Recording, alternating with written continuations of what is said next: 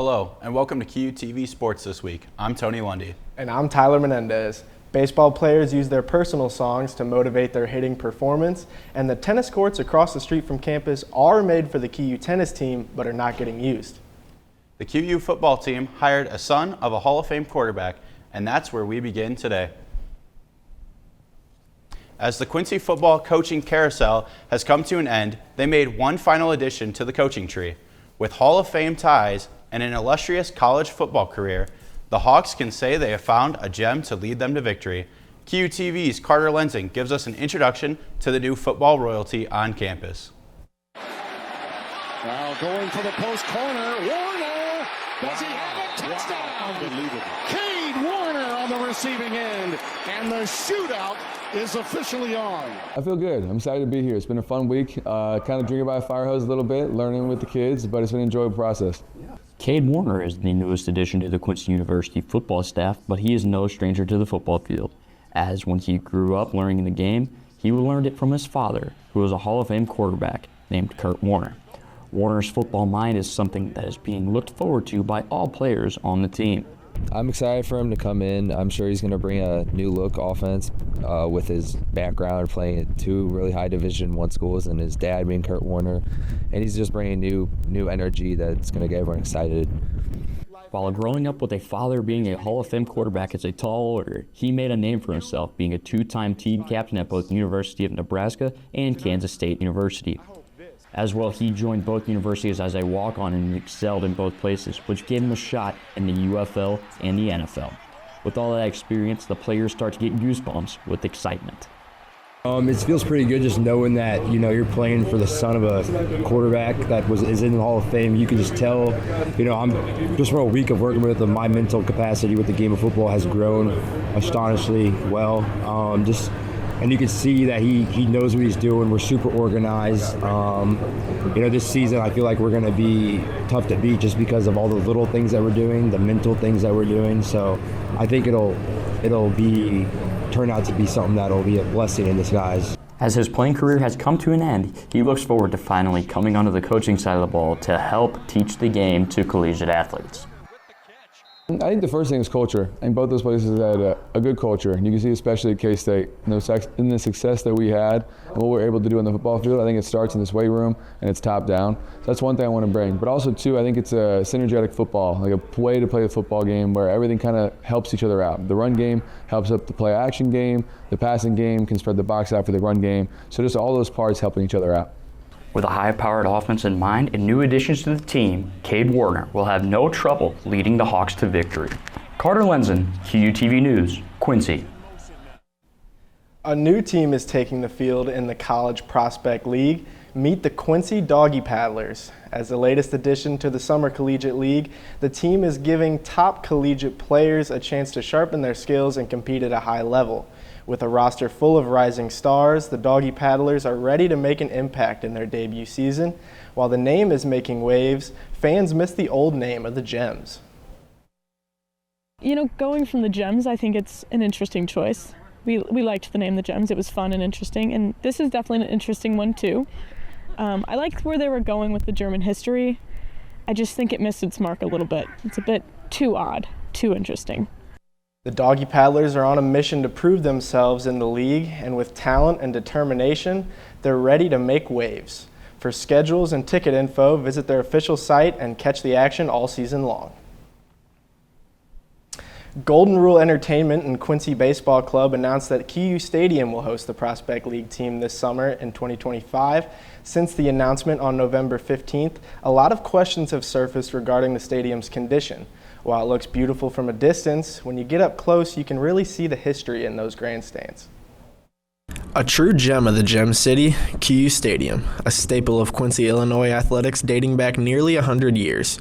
A perfect place to pack the stands on a sunny summer night, but the decades are beginning to show. From cracked or missing seats to dugouts nearly collapsing, it's clear to see that some change needs to happen quickly. I would say some renovations that need to be done are the dugouts, especially the first base dugout. There's a few holes on the field that need to be renovated or cleaned up. The tunnels are kind of gross with the sewage and the sewers, all that gross stuff. A prime example of all of this, just this past weekend, a foul ball struck this seat at QU Stadium, sending a sharp piece of plastic a few rows down. With the upcoming Doggy Paddlers season and the anticipation of many fans and young children to be in attendance, this could be another serious safety concern moving forward. In a Muddy River News interview back in November, Athletic Director Josh Raby said QU has plans to take care of these renovations at the end of April.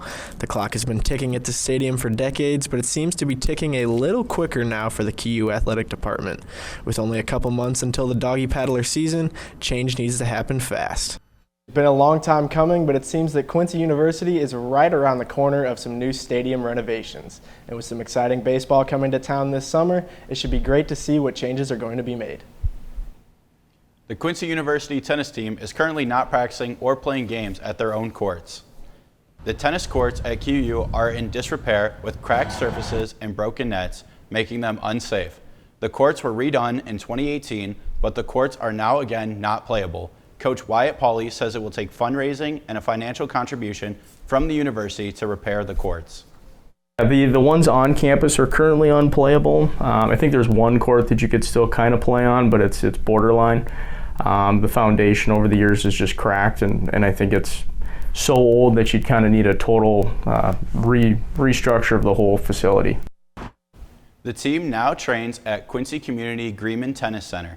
The center has no cracks in the surface and there are no holes in the nets. Pauley says that the team currently feels at home at this facility. There are also stands for fans to come and watch the tennis team play. The team continues to practice off campus as they prepare for their upcoming matches. This year, Quincy University is celebrating its 165th anniversary, and some history was made just 13 years after because the university admitted women to the university in 1873, 100 years after women's sports came into the picture. Our QUTV sports reporter Freya Hansen will inform more about the development of women at QU Sports. History was made in 1961 because basketball, tennis, and volleyball were introduced to Quincy University as the first women's sports. This milestone was important in the university's history because now QU's athletic department is equal with 14 different sports across men and women. The women's softball team made history in 1985, where they won the NAIA championship. This win not only put QU women's sports on the map, but also set the standard for success across all women's teams at the university. And the women's sports here at QU have only made milestones since then. I think that, if we watch and like our women's soccer program has had, they had a decade of success plus. Women's volleyball, we're seeing the first time just in the last 4 years where they're getting to the NCAA tournament. Softball has had 2 different times of success. We talk about the 84-85 team. We talk about the 2011, 2012. We look at basketball, who is resurging, right? They were similar at that women's soccer time period where they had, again, a decade plus of success. But I think when it comes down to is success is contagious. If you see that you see your peers are able to go and be successful in their sport, then that is contagious, because if they can do it, why can't we? Today, women's sports continues to grow, not just in athletic performance, but also in media coverage and fan involvement. Women's sports in general at Quincy has always been pivotal, and I think the campus and the community, there's a lot of community involvement with just the support of women's sports. I think at times some of our women's sports also get more, not coverage, but get more fan involvement in the community, just because you have a lot of young students or young athletes in the area that look up to these girls, especially with not a lot of professional sports in the Quincy area or in the St. Louis area, at least for women. So you see a lot of girls looking up to our basketball players or our soccer players, because to them they're professional athletes. With continued investment and support, women's athletics at QU will keep making history for years to come. Freya Hansen, QUTV Sports, Quincy. Thank you, Freya. The future of women's sports at QU remains bright. But you know what, Tony? I think I'm about ready to hear what motivates these baseball players as they walk up to the plate. Yeah, I'm excited too, but don't worry, we'll just get there eventually. Coming up next, after the break, we kick back with a QUTV legend to see what he's doing these days.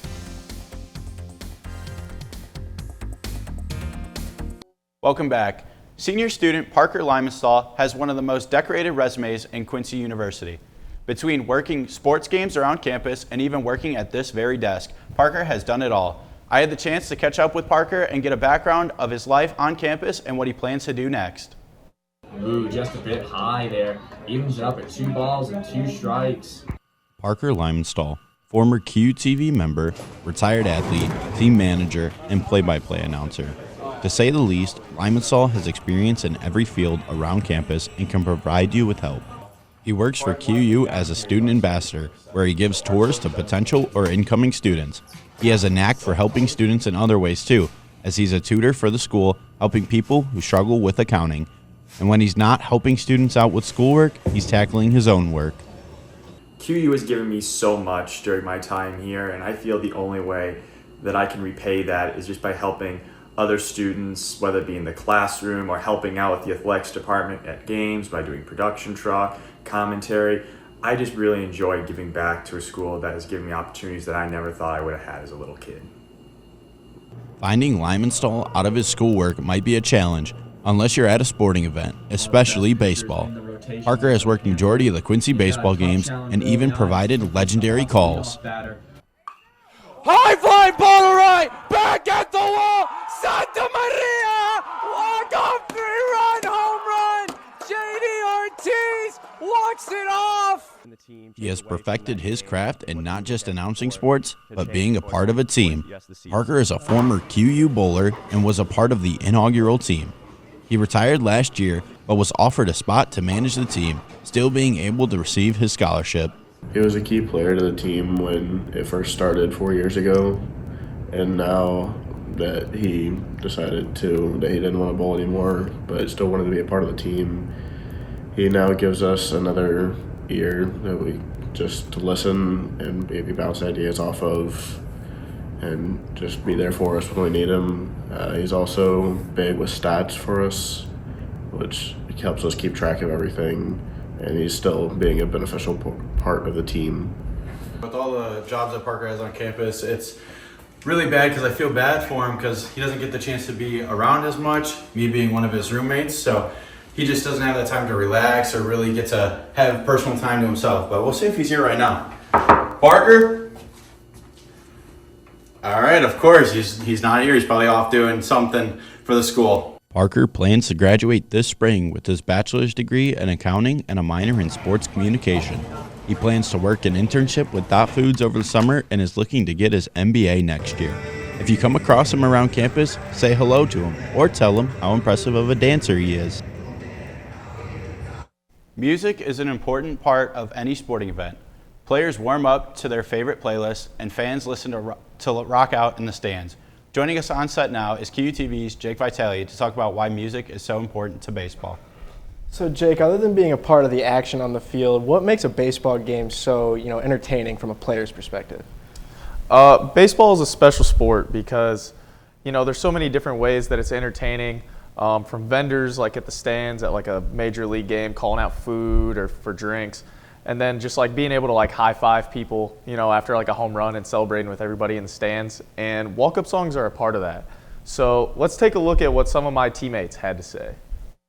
Walk-up songs are special to baseball. They began in the 1970s as just an organ playing, and by the 2000s, every player was scrambling to choose what they would walk up to that year. It gives fans a little insight into the personality of the players. I decided to ask QU baseball players what their walk-up is and why they chose it. Even got head coach Matt Shizzle on the hot seat telling us his personal favorite this year. I chose my walk-up song, Sweet Sweet, because I heard it at a Cardinals game last year because I'm a Cardinals fan and I thought it was pretty cool, so I chose it this year.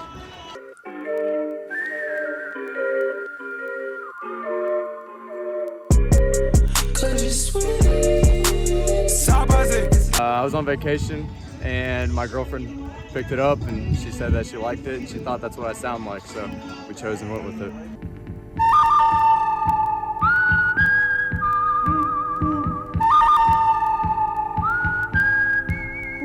Well, I like metal.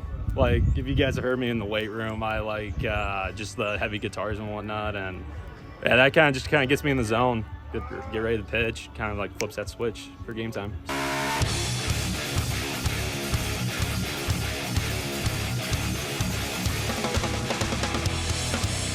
I chose Pimp Juice by Nelly because I wanted to be pimping in style when I got up to the dish.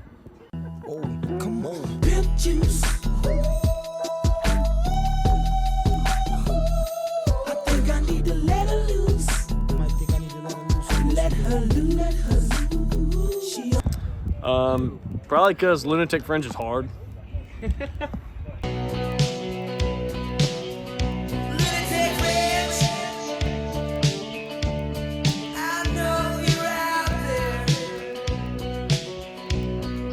Definitely Matt Mateo, Sweet Escape by Gwen Stefani, I think is the song. It's unique and it's different. You don't hear it very often. If I could escape and recreate a place that's my own world, and I could be your favorite girl forever. There you have it. If you'd like to hear a longer version of these, come check out these guys and support them at the next Quincy Hawks baseball home game.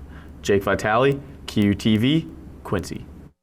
So Jake, you did a lot of talking about the other guys' walk-ups on the team. You know, what's yours?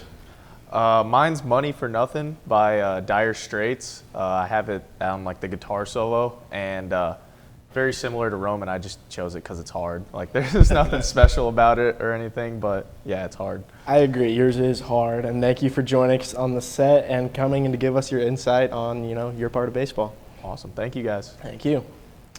Having small children in general is a task in itself, but imagine being a coach and an administrator on top of being a parent. QUTV's Lindsay Fisher gives us an inside look of being a parent and a coach at Quincy University. Being a coach is very rewarding, but also a stressful job, especially at a university. This is why coaching and parenting can go hand in hand, as both can come with similar traits. Coach Taylor Reese has figured that out very quickly as he has stepped into a head women's soccer coaching role and a father role at the same time. Reese doesn't only have responsibility of his players, he also has 2 little girls to take care of at home. Yeah, it's obviously a challenge. I think any job you have, having an extra kid is, makes things a little bit more challenging. You've got to have a good partner. For me, my wife is incredibly supportive of my job.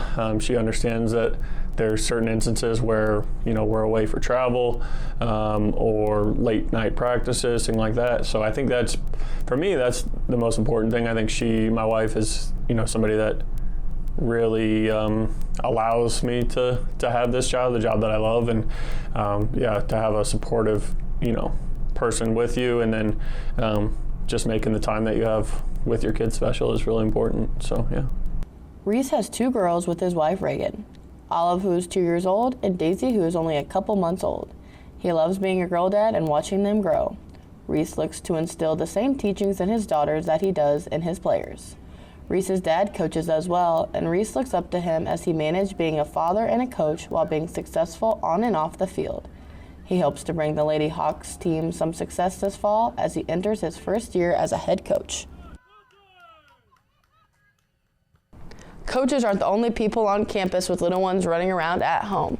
Our very own compliance officer, Carla Pacini-Kilsmeyer, just gave birth to a baby girl in June.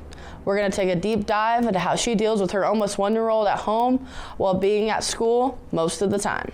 Able to prioritize your time, and so when I'm at work, making sure that I'm getting done what I need to get done so that when I can go home, I can be a mom. And so I think prioritizing and dedicating that time and setting some boundaries. Her husband, Kelly, is her biggest support system and works from home while Carla is at work. Carla loves bringing Clara to sporting events, having her cheer on the Hawks in all her QU gear. Clara loved going to basketball games this winter and getting to watch both the men's and women's teams. She even brought her to the women's basketball team's regional tournament against Grand Valley State University. Carla hopes to bring her to some spring sporting events such as baseball and softball. Lindsay Fisher, QUTV Sports, Quincy. Even though Reese and Pacini-Kilsmeyer look like they have it handled, they're always looking for babysitters if any students have any extra free time. We now send it over to Henry at the Wing for your weekly sports highlights. Hello and welcome to the Wing. I'm Henry Balmer. The QU baseball team was back in action this weekend at home versus the Drury Panthers after an away series versus Rockhurst University. The Hawks bat started out slow in Game 1 as Kobe Essien started on the mound for the Hawks. But after a Quinn Schultz home run, the bats came alive. But the Hawks would eventually lose Game 1 13-11. Game 2 was a different story as the Hawks would score 8 runs in the first thanks to home runs from Harry Fondre, Carson Moreno, and Matt Mateo, who had 3 home runs during the game. And a dominant complete game from Roman Harrison would give the Hawks the win 20-1. Harry Fondre would be the 3-homer man in Game 3 as he was the spark plug for the offense. As Kyle Manship would go 6 innings of 2-run ball, but the Panthers would eventually come back in the last inning, scoring 6 to win 8-7. Cade Ruffner started Game 4 as he went 5 scoreless innings.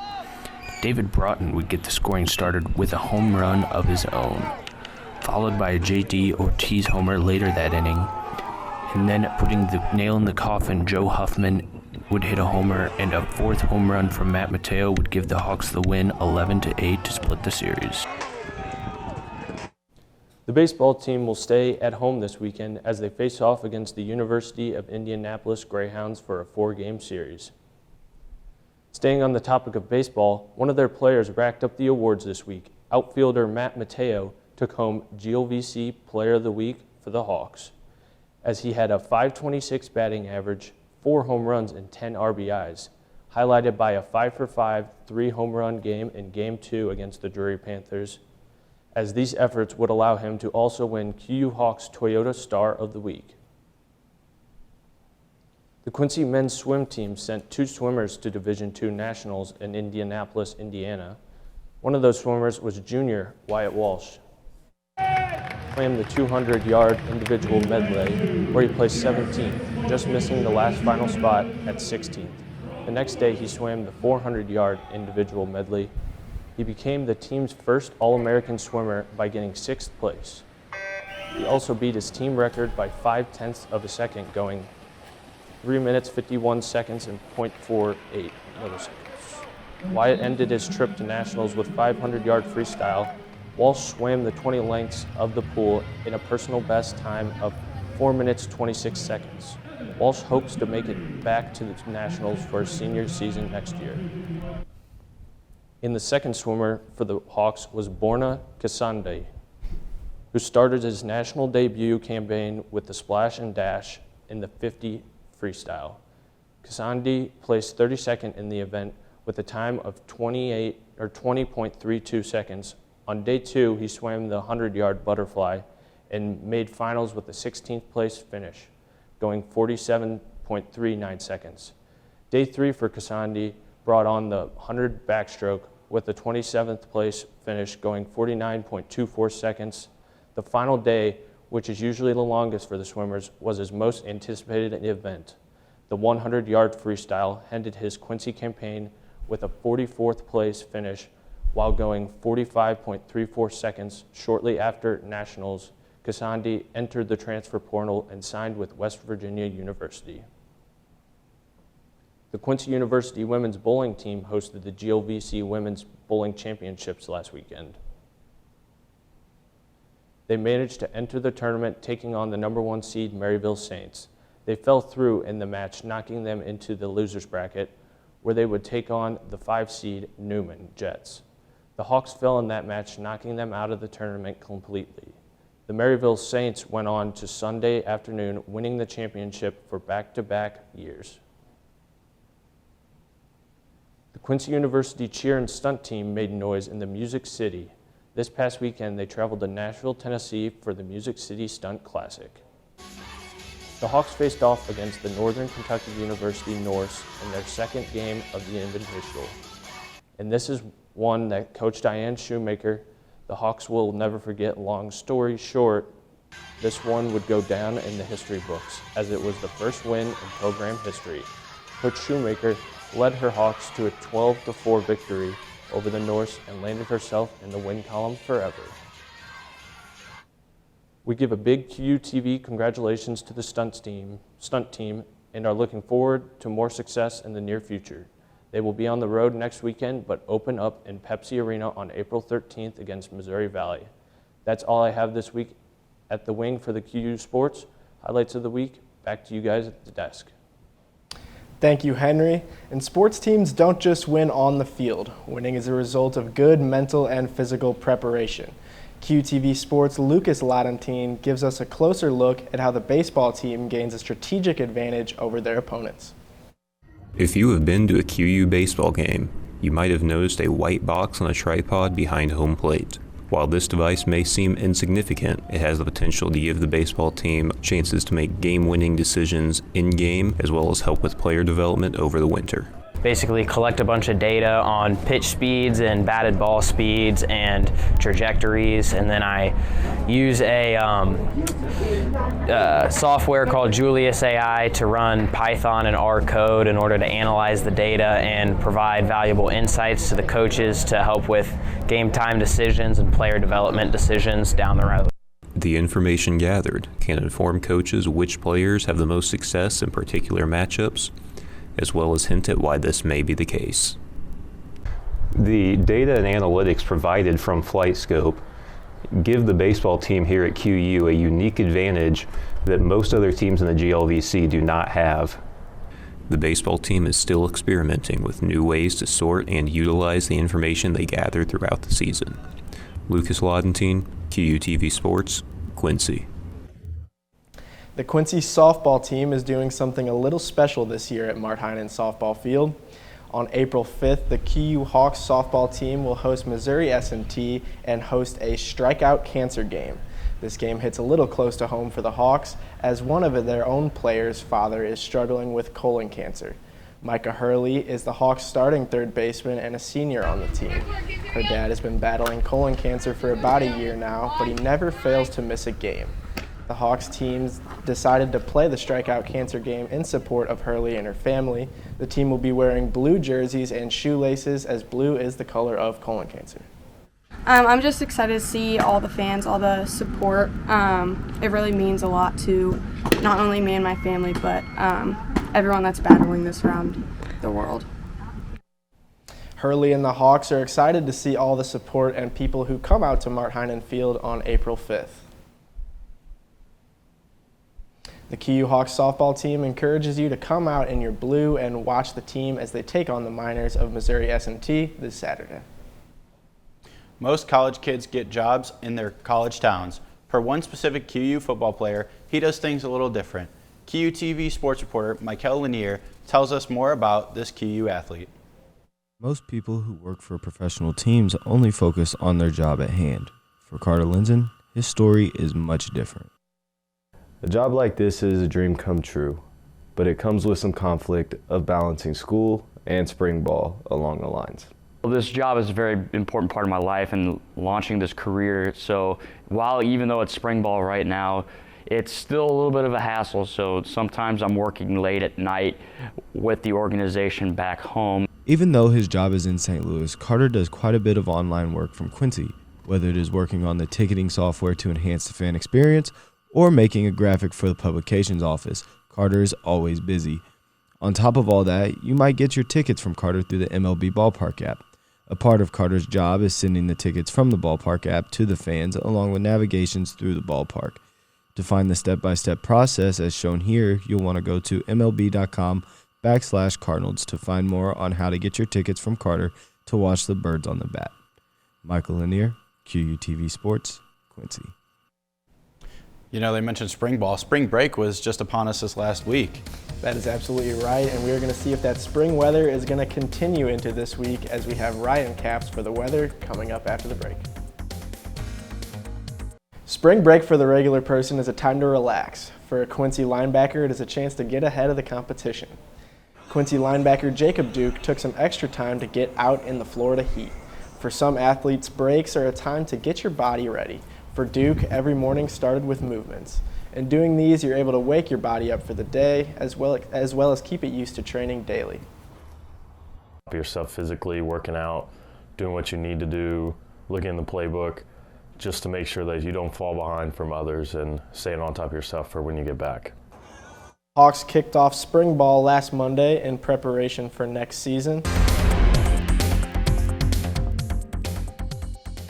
Now joining us, Ryan Capps. Yeah, thank you, Ryan, for joining us. And you saw in Mikel's story that the weather looks so great for that spring break. Is there any shot that we could have that here in Quincy this week? You know, I think you're biting off just a little bit more than you can chew there. I think he went down to Florida or somewhere like that for his, so it was probably in the 80s, 90s throughout his entire trip. Here, we had a little bit of a different story, as it was nice for spring break, but now we're getting into kind of a little groggier of a season, and it's going to drop down just a little bit. As taking a look at our forecast here, we have some cold is going to continue. As it started off at the beginning of the week, the cold was there. Now it's going to continue throughout the rest of the week, but it is going to stay consistent. So, you know, you got to look for your positives in these a little bit dirtier of a days throughout the week. So you are going to have to look, and then it's going to be a little bit more consistent. So that is the positive that you can take from this week, as the rainy days are going to continue here, as you can see here.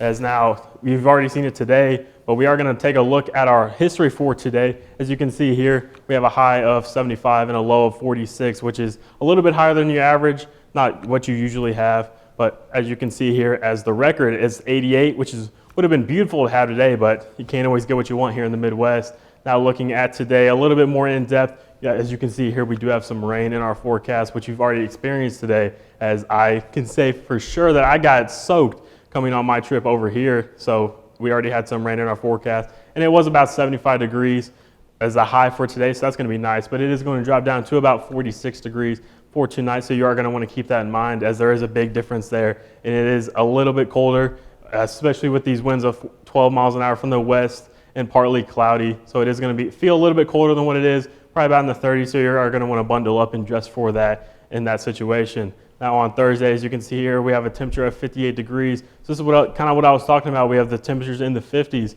so you can really get used to that throughout this week, as it is only cloudy. So it is going to be a nicer day, especially now that you've gotten used to those 50 degrees. It's going to feel a little bit better than what it is, especially with these winds of only 6 miles an hour coming from the west. Now, as you can see here, going into this weekend forecast, it is going to be a little bit of a groggier one, and the one that you're not going to want to look forward to, as Friday, as you can see, we have a temperature of 52 degrees, but it is also going to be raining that day, with a chance of 85% chance of rain, I believe, coming from the northeast. We have winds of 12 miles an hour, so it is going to be a little bit of a muckier day, something that you're not going to want to really look forward to.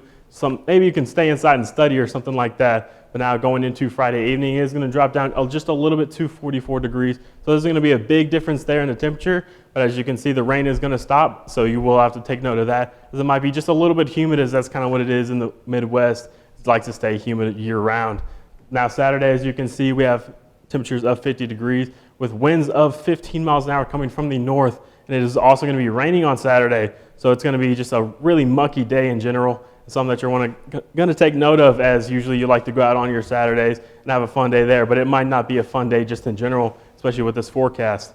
Now our 7-day forecast, I'll step off so you guys can take a good look at it. As you can see here, we already talked about Thursday, Friday, Saturday, so I'll cover Sunday, Monday, Tuesday, Wednesday. Like I've been saying, it has been in the 50s, so that's what you've wanted to take note of, as it is consistent, so you will be able to get used to those 50-degree weathers, but there is big differences there. Then Wednesday, as you can see, you have a high of 64 degrees, and that's something that you really want to take note of, as it will start to rise, especially going into next week. The temperature will be rising, so it might feel a little bit better, especially as the rain stops. But that's kind of be what's in our forecast. We're going to take it back to you guys. Thank you, Ryan, for the weather update. And with all this rain in the forecast, I think it might be time for me to stay inside and grind some MLB The Show. Yeah, you know, Tony, I think I'm more of a Fortnite guy myself. You know, nothing like a #1 victory royale. Coming up next, QUTV's Grant Owen takes a dive into the life of a student reporter. More on this after the break.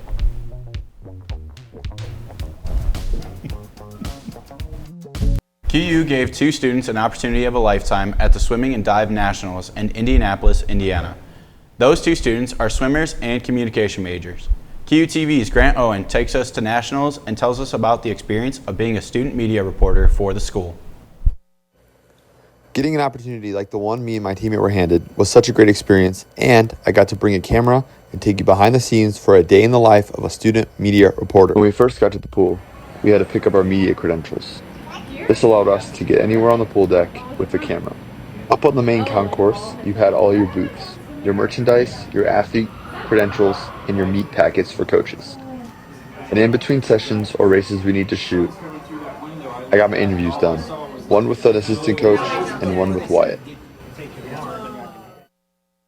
I don't hate T3, but it's been quite the ride and quite the new experience. It's a great day to be a Hawk. It is a great day to be a Hawk. Thank you. Any predictions of what you think you're going to go? Hopefully under 350. 350 tonight. Tonight in the 350, 4 a.m. Maybe 425 tomorrow. Oh, I like that. Here we are at Division II Nationals in Indianapolis, Indiana. We have Quincy has two swimmers, Wyatt and Borna. Wyatt swam the 200 IM yesterday, swims the 4 a.m. today, and the 500 free tomorrow, where Borna swam the 50 free yesterday, the 100 fly today, and the 100 back tomorrow. Both swimmers look to make finals today and tomorrow. In the stands there are media tables. They were used for taking pictures of the deck and to upload your work. This trip allowed me to see so many cool things, like an area that had therapy dogs, and Quincy's own Wyatt Walsh received a 6th place trophy.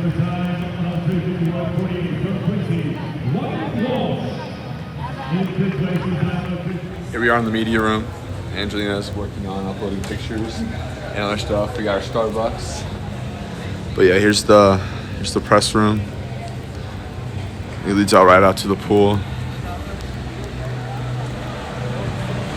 Such a beautiful pool, fastest in America. I had a great experience, and I got to make a lot of connections and got to talk to SIDs and more people that are in my field. Of course, before we left, I had to snag some sweet merch and watch the rest of the session from the media tables. Grant Owen, QUTV Sports, Indianapolis. I will say from experience, it is pretty hard to juggle sports and reporting at the same time. Not at all, but I think everyone that we have in the studio is a student athlete, and we still manage to come in with great content every week. Yeah, no, especially you, Hank. You're always making me proud on the show. Yeah, especially you, Hank. Thanks for joining us for QUTV Sports this week. You can find more stories on QUmedia.net and on Facebook and Instagram. Have a great day.